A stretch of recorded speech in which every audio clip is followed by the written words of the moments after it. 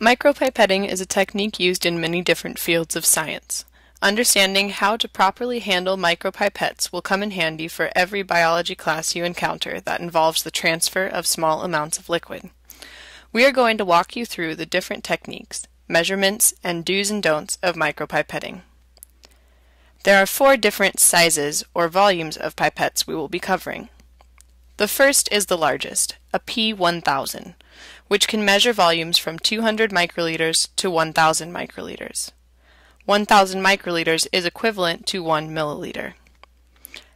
This micropipette is currently set to 1000 microliters. The next in line is a P200, which can measure volumes from 20 microliters to 200 microliters. This is currently set to 50 microliters. Now we are looking at a P20, which can measure from 2 microliters to 20 microliters. This one is set to 10 microliters. Notice that this one can now measure accurately to 1 decimal point. The final micropipette is known as a P2. It can measure from 0.2 microliters to 2 microliters. Notice on this pipette, we can be accurate out to 2 decimal points. When calibrating your micropipette, or setting the volume, always spin the top knob as shown in this image. With other pipettes, you could have the ability to turn a lower knob, but turning this knob manually can lower the accuracy of the micropipette. When calibrating, be sure not to move the volume outside the range of the micropipette you are using. Micropipettes are manufactured for a specific volume of liquid.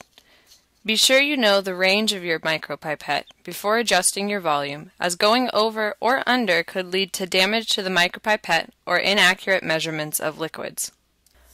Always be sure to double check that you have grabbed the micropipette which fits the volume you are working with. Also check to make sure you have calibrated to the correct volume. The pipette shown is a P200, and I am preparing to move 100 microliters of solution into a new tube. Micropipettes must always have a tip on the end to hold the liquid volume. This pipette shown here is naked or lacks a tip.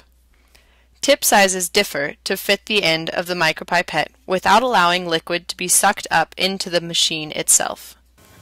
In this image we see a P200.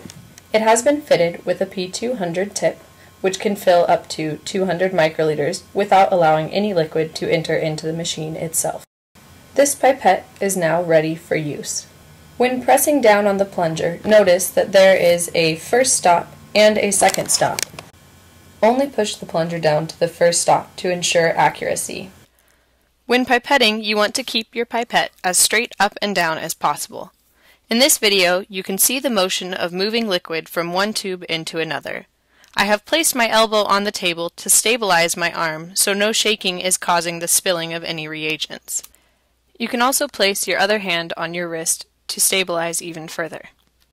Normally, you would change tips each time you use a new reagent, but for our purposes, we kept the same tip so as not to produce too much waste.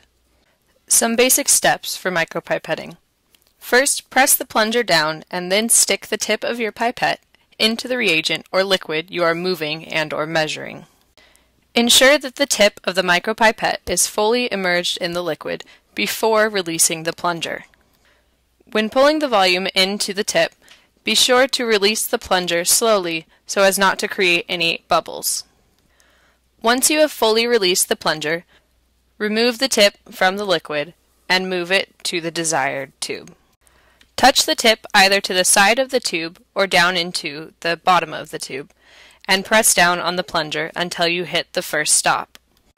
Continue to keep your thumb in that position at the first stop and remove the micropipette from the tube.